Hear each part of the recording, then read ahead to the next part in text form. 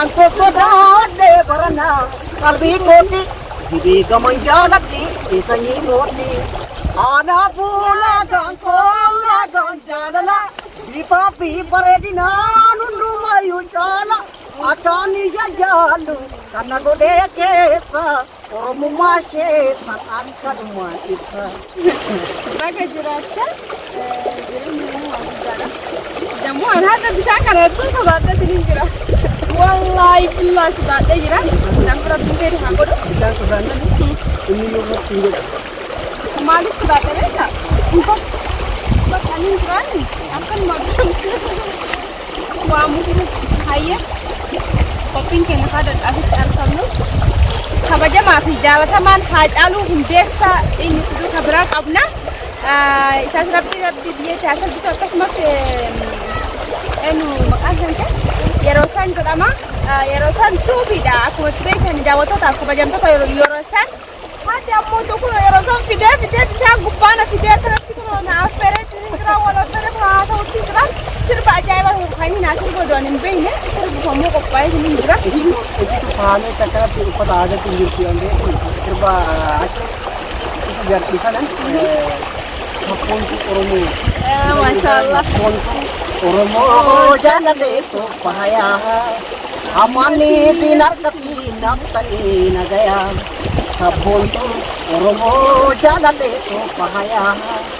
Amani siin harkatti naftanii nagayaa Oromummaa isheen jaalle eenyummaa ishee fidu aadaa ishee guddisu waliif gadi kaa'atte sabboontu Oromoo isheen yommuu caalchatu isheen yommuu caalchatu afaan ishee ni dhaga lubbuu ishee na sooratu Oromummaa isheetti yemmuu itti boontu baay'ee ni ishee jaalle. Jarana jalatamtamto, jarana jalatamtamto. Aanaa fuulaagaan koolaagaan jaalala bifaa fi bareedinaan hundumayyuu caala. Akkaan ija jaallu kana godhee keessa oromummaa keessa akkanumaan ibsa. Sabboontu Oromoo jaalallee qophaa'aa. Amani siin harkatti naftanii nagayaa. Sabboontu Oromoo jaalallee qophaa'aa. Amani siin harkatti naftanii nagayaa. Sirba baay'ee jaalatamaa fi kabajamaa akkasuma weellisaa Haacaaluu sirbees bakka baay'ee jaalatamaa baay'ee kan tola. Atillee sirba kana na affeeruu keetiif na dhageessisuu keetiif baay'ee takka sirba baay'ee takkaan akkan jee kan ta'e hin jiru. Kanaafuu hordofootaa fi kabajamtoota maqaa isaa kana na dhiba. Wallaahi maqaa isaa kana qabachuun dadhabe waan kana qabachuu hin dandeenye. Garuu akka namaa baafatu yeroo isaan jechuun maal jechuudha?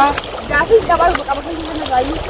Ammoo maqaa waa'ee maqaa biyya kanaa maqaan kiyya si beekne waa'ee maqaa biyya kanaa ni kun beekne ni dagatana fakkaata. Ni dagadhaa ta'ee ammoo hiikama akana homaal. Yeroo isaan kan jedhu taateewwan inni ta'ee wayiitu jira. Maqaan kiyya kan warri kiyyatti na waaman Abbuun jedhama. Maatii keessatti na waamicha. Garuu wareegama koloneel Alii yeroo sana irraa jalqabee yeroon gandaatti warri akka abbaa gadaa fa'aa haalli isaan ittiin nama jabeessanii maatii koloneel Alii irra jira waliin qayyee jira jedhanii konkolaataa tokko hin galle sirba Haacaaluu kanatti ammallee sirboota Caalaa Daggafaa fa'aa ammallee kan akka Caalaa Bultumee fa'aa jira raafi sirbaa faran deema ijoollee yeroo kanaafatti mucaa kana har'a kaanii yeroo sana haa jennuun latti maqaa guyyaa kana guyyaa yaadannoo gooticha keenya kanaa kaafnee maqaa isaanii har'a yeroo sana goonetti gara aartiitti haa qabaluu haa fudhannu kan jedhanii galee maqaa keessaa yeroo sanaan jedhan jechuudha. Kanaaf waa'ee maqaa biyyaa kana fakkaata yeroo san akkasii jedhu yeroo sana irra kan ta'e waan ta'eef. Maashaallah dhugaa qabdama yeroo bakka seenaa bareedaa qaba. Baay'ee kan qabatanii akkasumas sirba tokko gabaabsee baay'ee kan jedha. Sirba kan kana ani dhageeffachaa tokko keessatti yeroo baay'ee Haacaaluu arguun hin barbaada jedhan sirba rabbii akkasumas deeqes amboon hin deemaa kan inni mancara amboon dhaqaa hin jiru amboon immoo waliin dhaqu qabnaa waliin dhaqee yaada. Maaliif dhugaadha. Sagaleen akkanaa kun haacaaluu amma tokko dubbatame jechuun baay'ee kana ni gammada. Wallaahi ni gammada. Amboon dheedheedha. Akkanatti dheedheedha. Tokkotti yaadni dheedha. Kanaafuu iyyuu sirba tokko turti gaafa namoota amboodha inni qopheessine akka warra amboo sagalee sana dhageessimu haacaaluun kabiraas ni jira akka jennu warri amboo amma sagalee isaa kana dhagahan jiran fakkaata ana bichaan itti ijoolleen biraallee ni jira sagalee fakkaata jedhan babbarni kasii ni jirti ni jiranii ijoollee hedduu akka namni dhagahan jira gaafa jennu immoo daran sirriitti gammachuu guddaadhaan dhukkee baran jennee kanaan beeksisi galee inshallah osoo rabbiin argee akka hin jedhee jennee jira ijoolleen amboo hedduu jiranii amboodha jechuun sirbi kun amboo qofaaf osoo sirbamini oromoo guutuudhaa fi waan ta'eef garuu kanaafuu iyyuu haacaaluun eeysaa akka bahe hin beekna eeysa keessaa akka bahe amboo bahee eegan isaa san keessatti akka sirbamee sirbi kun akka dhagahamu isinin jechuufi malee waan biraa miti ijoolleen amboo akkuma argitanii yoo agartanii gaafa tokko hin dhufnaa jennee abdii qabnaa ni dhageessanii sirba kana achi keessatti isaa akka sirbamu qophii addaa goosifnaa inshallah itti waliin mari'anne akkasuma warri akka sagalee isaa kunniin qabanii ijoolleen kunniin warri akka sagalee isaa kana qabanii wal gahanii dorgomuun barbaachisaadha. Isaa wal dorgomanii ijoollee kana gammachuudhaan bakka waa hedduudhaan akka bira dhaabbannu hundi warri akka sagalee haacaaluu qabdanii akka midhaa karaa jechuudha bakka takkatti koomentiidhaan waan laafisaallee isin maxxansina bakka takka walitti dhufanii akka isaan dorgommii godhan amboo irratti inshallah warri viidiyoo kana argitan amaanaa ta'uu wal qaqqabuu irraa wal ol qabuu wayyaanatti fakkaata sirba tokko nu dabalee.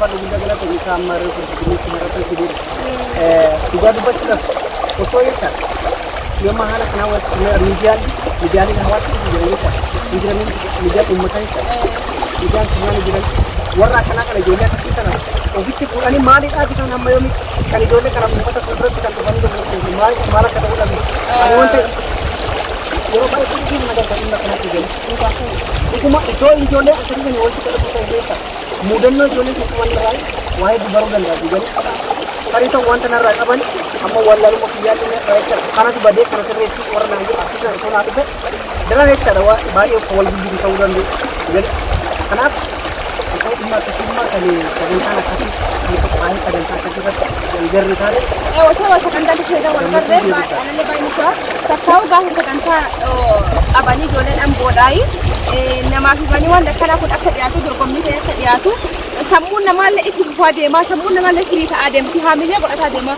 nanna kana walii gadiin qabamu ana ammoo warra qabu ilmaan irraa dhaamsa wayii qaba kana dura gama tikitookitiin jechaadha namoonni tokko karaa miidiyaatiin jechaadha na dubbisaa turan karaa keessatti hin galle keessattuu gaazexoon tokko galu hin barbaadu garuu warri kun ati jechaadha osoo na isaan jiranii osoo ijoollee isaanii haasaa hin dubbisaa ijoollee jiranii jechaadha achumarraan bii jedhanii badanitti gale warri akkasaa kun jecha egaa hammas akka dubbattanii wanti ijoollee kana ofitti fuutanii haala isaanii miidiyaa uummataatti baasanii ijoollee kan uummataa waliin beeksisne maal inni kan jedhamu akka biyyaa baay'ee jira.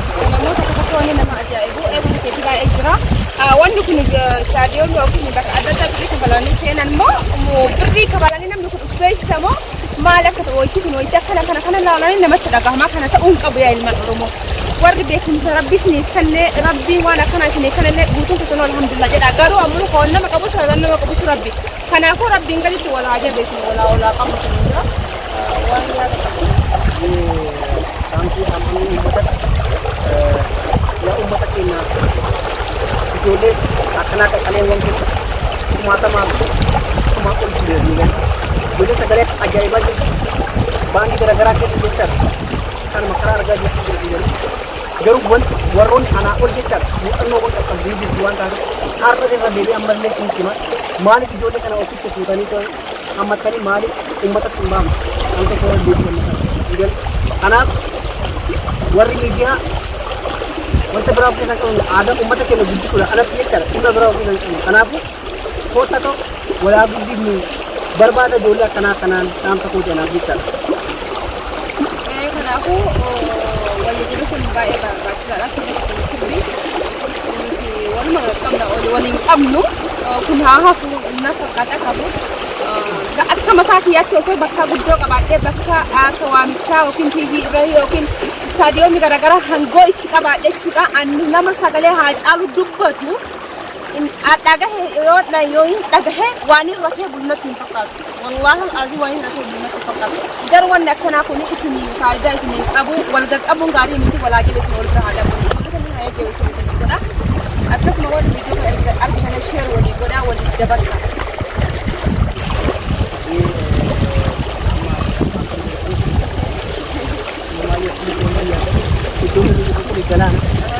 Makamni keenya illee kan warra jajjabe. Jawwaati ammoo achiin jabeessaa inni achiin jabeessa. Jabeenyi qabna baay'ee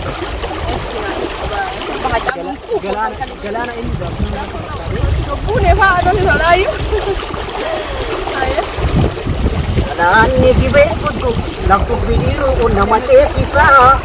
Garaan jaalatee rabu halkanii guyyaa kan nama teessisaa. Galaanni gibee guddu laftu bidiruu nama teessisaa. Garaan jaalatee rabu laftu jirbiifi nama teessisaa. Anso sodaadhee baranaa qalbii kooti dhibee gaman jaaladhe sanyii mooti. Anso sodaadhee baranaa qalbii kooti dhibee gaman jaaladhe sanyii mooti. Maashoko harraagee sitima maashoko qallatee furdata maashoko qallatee furdata maashoko mariina suuqadhu maashoko guntuu takee jala maashoko guntuu takee jala maashoko guntuu midhaamota maashoko shurrubbaa kee jala maashoko shurrubbaa kee jala jimma jirtaatti kophaasii qaba biyyaa fagaannee yaada keetanii kophaa gunguma malee marraanne. Jimma jirtaatti kophaasii qaba biyyaa fagaannee yaada keetanii kophaa gunguma malee marraanne. Taatee fa'aa akka suutii buna dafanii danfisuu gosoota akkasii viidiyoo biraan na godhu deemsuu eegaa jira. Akkasumas tolee subscribe share like godha kan nuti barreessaa rakkoon daa godhaa jira. Yaa share godhaa.